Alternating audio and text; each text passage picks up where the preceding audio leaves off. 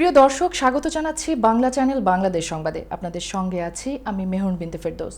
শুরুতেই জানিয়ে দেব শিরোনাম। কুষ্টিয়ায় রাতের আধারে বঙ্গবন্ধুর নির্মাণাধীন ভাস্কর্য ভাঙচুর করেছে দুর্বৃত্তরা, আওয়ামী লীগ ও মুক্তমনাদের বিক্ষোভ।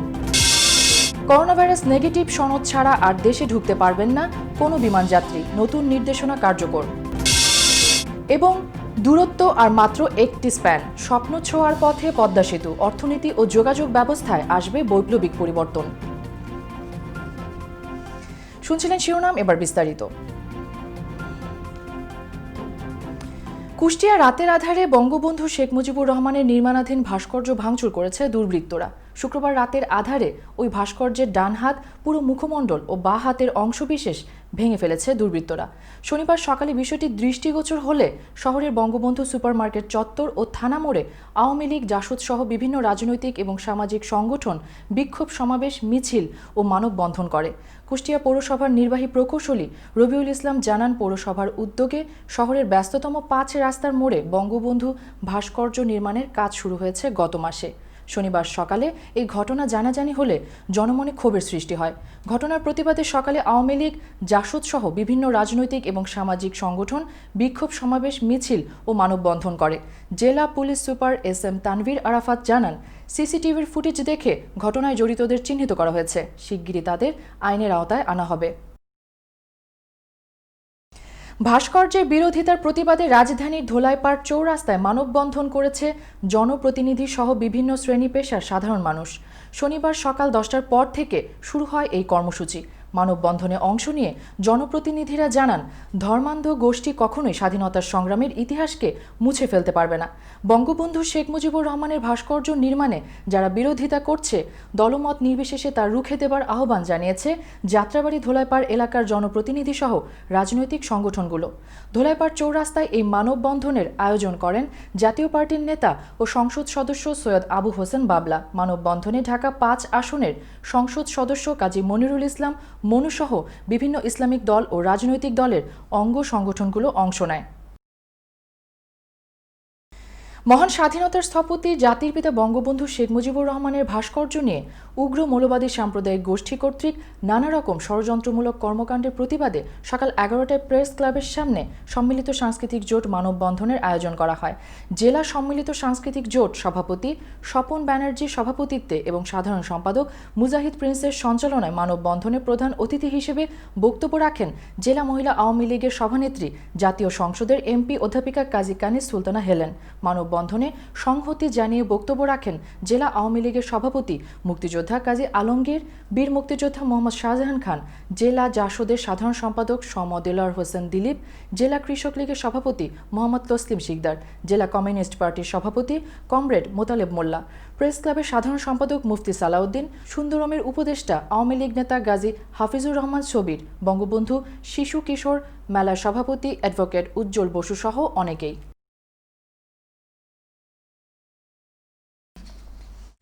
বিজেপির সার্বিক উন্নয়নে বর্তমান সরকারের বাস্তবায়িত বিভিন্ন কর্মকাণ্ডের কথা উল্লেখ করে প্রধানমন্ত্রী শেখ হাসিনা বলেছেন, শৃঙ্খলা হচ্ছে সৈনিকের মূল পরিচিতি। আদেশ ও কর্তব্য পালনে যে কখনো পিছপা হয় না, সেই প্রকৃত সৈনিক। শনিবার চট্টগ্রামের সাতকানিয়ায় border guard training centre and কলেজের বিজিবির 95তম রিক্রুট ব্যাচের প্রশিক্ষণ সমাপনী কুচকাওয়াজে এসব কথা বলেন তিনি। আরও দেখুন রিপোর্টে। আমাদের আশু করণীয় কি, মধ্যমেয়াদী পরিকল্পনা কি, দীর্ঘমেয়াদী পরিকল্পনা কি। তাই গণভবন থেকে ভিডিও কনফারেন্সের মাধ্যমে অনুষ্ঠানে প্রধান অতিথি হিসেবে যোগ দিয়ে কুচকাওয়াজে অভিবাদন গ্রহণ করেন প্রধানমন্ত্রী শেখ হাসিনা। সকাল 10:30টায় প্রধানমন্ত্রীকে রাষ্ট্রীয় সালাম প্রদানের মধ্য দিয়ে নবীন সৈনিকদের শপথ গ্রহণ ও কুচকাওয়াজ আনুষ্ঠানিকভাবে শুরু হয়। প্রধানমন্ত্রী বলেন, সততা, বুদ্ধিমত্তা, নির্ভরযোগ্যতা, আনুগত্য, তেজ ও উদ্দীপনা একটি বাহিনীর শৃঙ্খলা ও পেশাগত দক্ষতার মাপকাঠি। নবীন সৈনিকদের মধ্যে এসব গুণাবলীর প্রতিফলন সকলকে অনুপ্রাণিত ও মুগ্ধ করেছে। বঙ্গবন্ধু শেখ মুজিবুর রহমানের আদর্শে উজ্জীবিত হতে এবং বিজিবির মূলনীতির প্রতি নবীন সৈনিকদের গুরুত্ব আরোপের নির্দেশ দেন প্রধানমন্ত্রী। বিজিবির নবীন সৈনিকদের প্রদর্শিত কুচকাওয়াজের উচ্ছ্বসিত প্রশংসা করে তাদের দক্ষতা ও পেশাদারিত্বের নিদর্শন তুলে ধরার জন্য সংশ্লিষ্ট সকল প্রশিক্ষক ও কর্মকর্তাদের ধন্যবাদ জানান প্রধানমন্ত্রী। অনুষ্ঠানে বিজিবি মহাপরিচালক মেজর জেনারেল মোহাম্মদ শাফিনুল ইসলাম এনডিসি পিএসসি স্বাগত বক্তব্য রাখেন। বিশেষ অতিথি হিসেবে স্বরাষ্ট্রমন্ত্রী আসাদুজ্জামান খান কামাল, জননিরাপত্তা বিভাগের সিনিয়র সচিব মোস্তফা কামাল উদ্দিন ভিডিও কনফারেন্সের মাধ্যমে যুক্ত হন। এ সময় চট্টগ্রাম ও কক্সবাজার অঞ্চলের মন্ত্রী, সংসদ সদস্য, সেনাবাহিনী ও বিজিবির ঊর্ধ্বতন কর্মকর্তা, স্থানীয় বেসামরিক প্রশাসন ও পুলিশ কর্মকর্তা, জনপ্রতিনিধি, গণ্যমান্য ব্যক্তি এবং প্রিন্ট ও ইলেকট্রনিক মিডিয়ার সাংবাদিকরা উপস্থিত থেকে এ সমাপনী কুচকাওয়াজ উপভোগ করেন। Kanis Fatema Nipa, Bangla channel, news desk.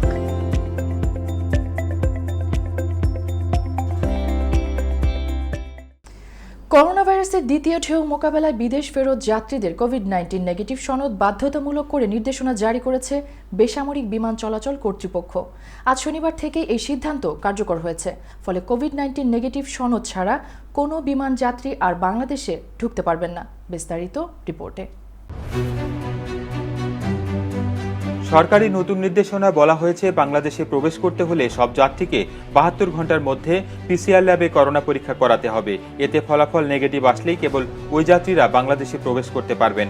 Corona negative certificate বিমানবন্দরে দেখাতে হবে।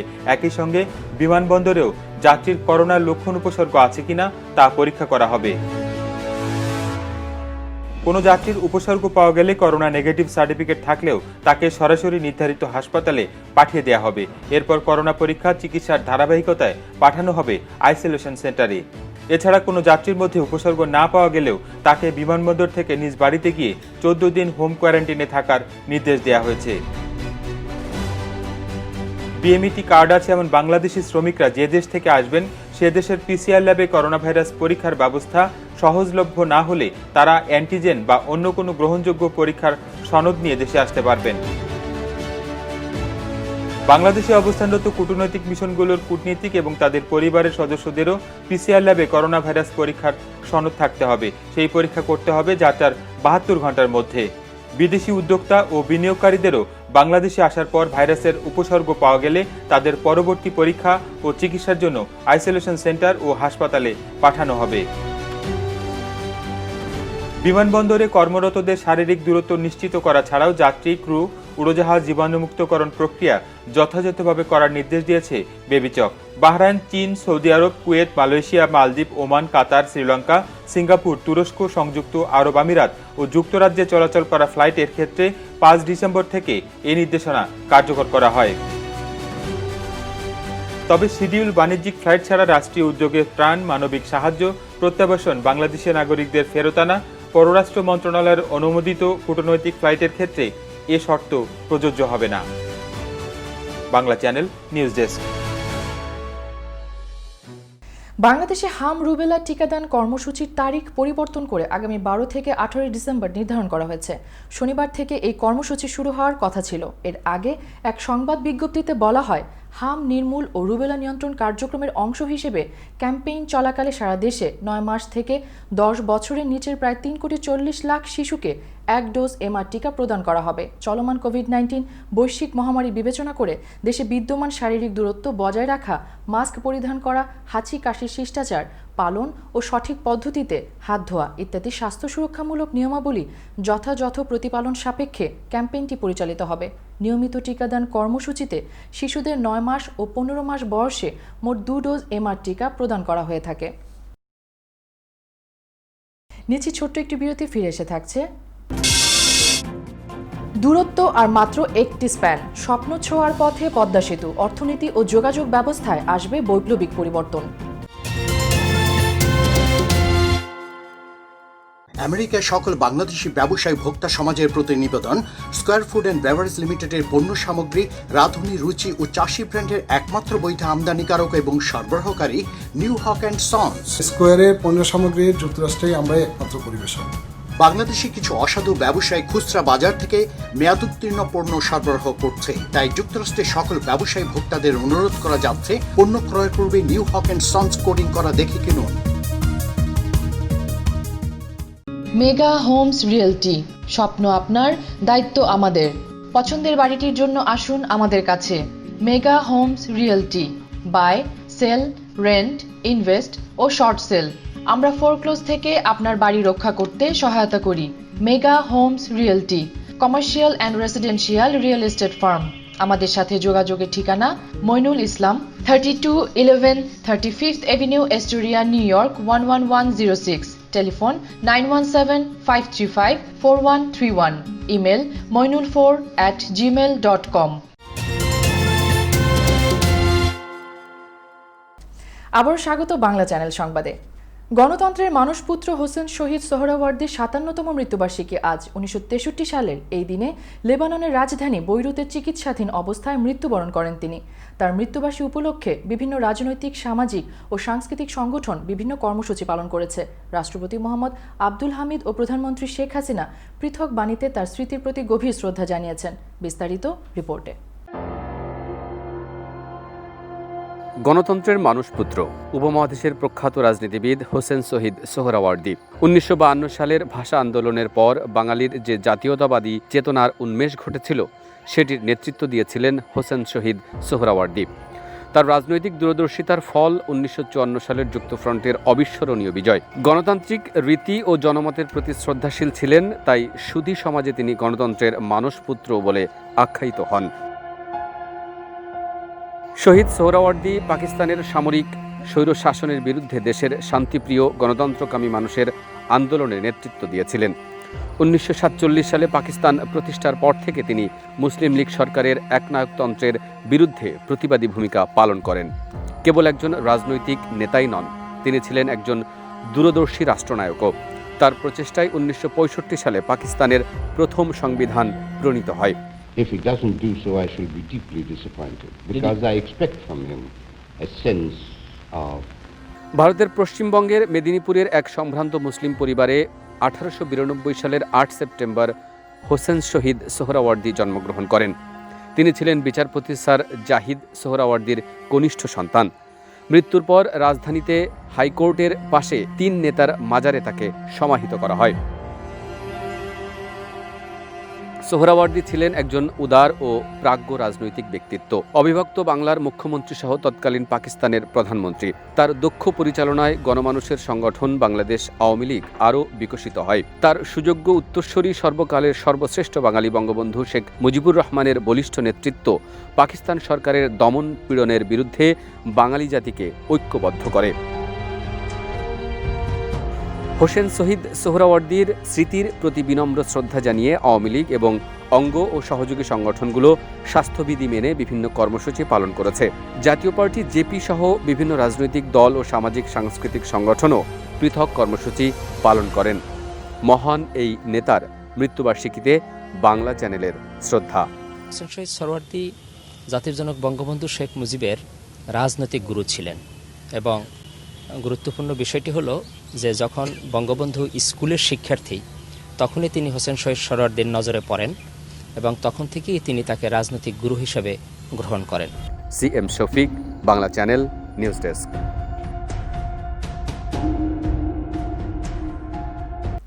নওগাঁর মান্দায় ঋণের চাপে হালের গরু বিক্রি করে দেওয়া সেই দুস্থ কৃষক মনিরকে প্রধানমন্ত্রী শেখ হাসিনার ভালোবাসার উপহার হিসেবে বিনামূল্যে একটি পাওয়ার টিলার প্রদান করা হয়েছে। বিকাল 5:30টার দিকে উপজেলার নুরুল্লাবাদ বহুমুখী উচ্চ বিদ্যালয় ও কারিগরি কলেজ মাঠে টিম পজিটিভ বাংলাদেশের পক্ষ থেকে এসিআই কোম্পানির প্রায় 1.5 লক্ষ টাকার মূল্যের পাওয়ার টিলারটি প্রদান করা হয়। এ সময় উপস্থিত ছিলেন বাংলাদেশ ছাত্রলীগ কেন্দ্রীয় কমিটির সাবেক সাধারণ সম্পাদক Golam Rabbani, ACI motors limited Rajshahi বিভাগীয় zonal manager Mehedi Hasan, business development officer কৃষিবিদ Sujan Rahman, recovery officer Ershad Hossain, service টিমের সার্ভিস ইঞ্জিনিয়ার কঙ্কর চন্দ্র মোদক সহ অনেকেই। পদ্মা সেতু আর স্বপ্ন নয়, বাস্তব। এক সময়ের স্বপ্নের সেতু এখন দৃষ্টিসীমায় দিগন্ত জুড়ে দাঁড়িয়ে।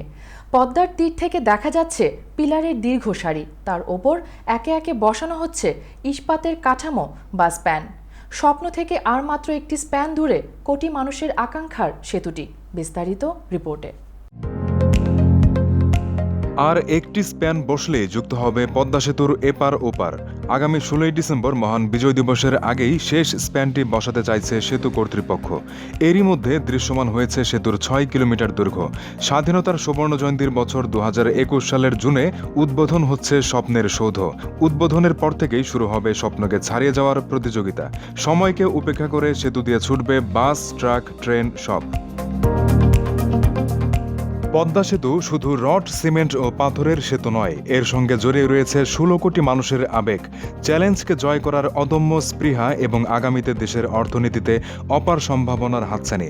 2012 সালে বিশ্বব্যাংক অর্থায়নের সিদ্ধান্ত বাতিল করার পর সরে যায় আন্তর্জাতিক আরও 3টি সংস্থা, এশীয় উন্নয়ন bank, Japan international cooperation agency এবং ইসলামিক ডেভেলপমেন্ট ব্যাংক।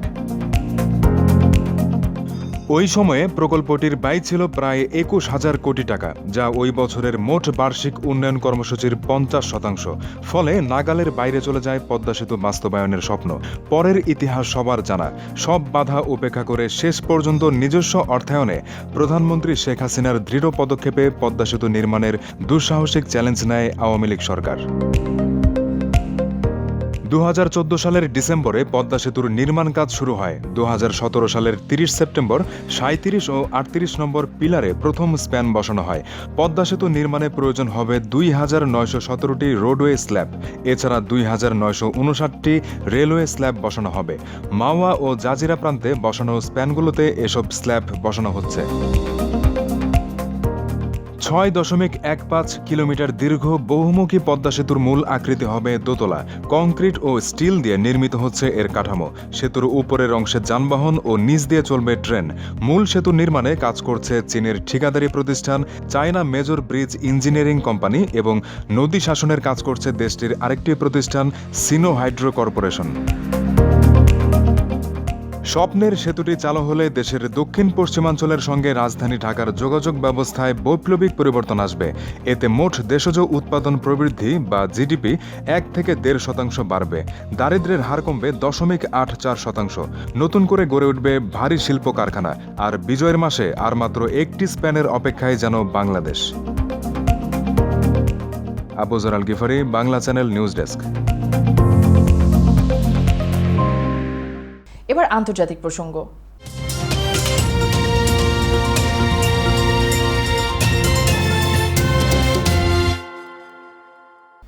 হোয়াইট হাউসের যোগাযোগ বিষয়ক পরিচালকের পদ থেকে পদত্যাগ করেছেন অ্যালিসা ফারা। অ্যালিসা ফারা এক বিবৃতিতে বলেছেন, নতুন কাজের লক্ষ্যে তিনি হোয়াইট হাউস ছেড়ে যাচ্ছেন।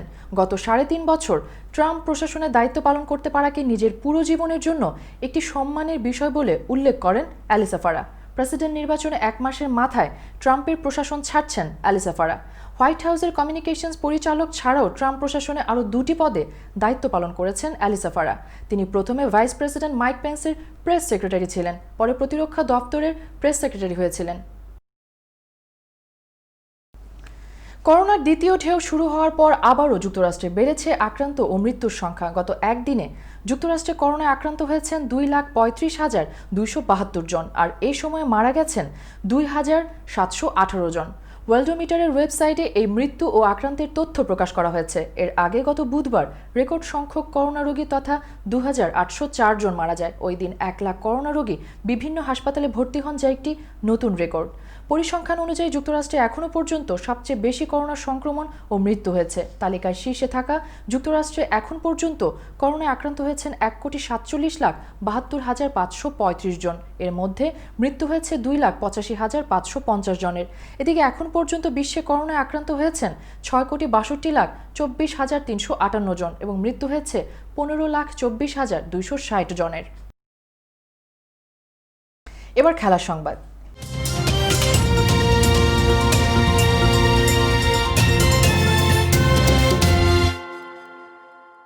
গোল দেওয়ার চিন্তা মাথায় না নিয়ে একটি গোলও যেন নিজেদের জালে না জড়ায়, শুক্রবার রাতে সেই পরিকল্পনা নিয়ে মাঠে নেমেছিলেন বাংলাদেশের অধিনায়ক জামাল ভুঁইয়া। শুধুমাত্র ডিফেন্সিভ মুডে খেলে কোনো মতে 90 মিনিট পার করার চেষ্টা ছিল। খেলার শুরুর দিকে সে কথাই জানান দিচ্ছিল লাল সবুজের প্রতিনিধিরা। এভাবে এশিয়ান চ্যাম্পিয়ন কাতারকে রুখে দেওয়ার স্বপ্ন দেখালেও জামাল ভুঁইয়ারা মাঠে তা করতে পারলেন না। 5 গোল হজম করে দেশে ফিরতে হচ্ছে জেমিডের শিষ্যদের। তবে 5 গোল দিয়েও সন্তুষ্ট নন কাতারের কোচ ফেলিক্স সানচেজ বাস। তার মতে বাংলাদেশের জালে আরও বেশ কয়েকবার বল জড়ানো উচিত ছিল তার শিষ্যদের। ম্যাচ শেষে সংবাদ সম্মেলনে সে অসন্তোষ প্রকাশ করেছেন কাতারি কোচ সানচেজ। তিনি বলেন, আমরা 5 গোল দিয়েছি, কিন্তু আমার মনে হয় আরও বেশি গোল হতে পারত। এই ছিল বাংলা চ্যানেল বাংলাদেশ সংবাদে। শেষ করার আগে শিরোনামগুলো জানিয়ে দিচ্ছি আরও একবার। কুষ্টিয়ায় রাতের আধারে বঙ্গবন্ধুর নির্মাণাধীন ভাস্কর্য ভাঙচুর করেছে দুর্বৃত্তরা, আওয়ামী লীগ ও মুক্তমনাদের বিক্ষোভ। করোনাভাইরাস নেগেটিভ সনদ ছাড়া আর দেশে ঢুকতে পারবেন না কোনো বিমান যাত্রী, নতুন নির্দেশনা কার্যকর। এবং দূরত্ব আর মাত্র একটি স্প্যান, স্বপ্ন ছোঁয়ার পথে পদ্মা সেতু, অর্থনীতি ও যোগাযোগ ব্যবস্থায় আসবে বৈপ্লবিক পরিবর্তন। নিয়মিত বাংলা চ্যানেল দেখতে চোখ রাখুন ফেসবুক, ইনস্টাগ্রাম, টুইটার ও ইউটিউব চ্যানেলে, অথবা লগ অন করুন www.banglachannel24.com এ। দর্শক, করোনাভাইরাস মহামারীর সময়ে সুরক্ষিত থাকতে 20 সেকেন্ড ধরে হাত ধোয়ার অভ্যাস চালু রাখুন। প্রয়োজনে হ্যান্ড স্যানিটাইজার ব্যবহার করুন। বাইরে গেলে অবশ্যই নিজের সুরক্ষায় মাস্ক ব্যবহার করুন। সুস্থ থাকুন, বাংলা চ্যানেলের সঙ্গেই থাকুন।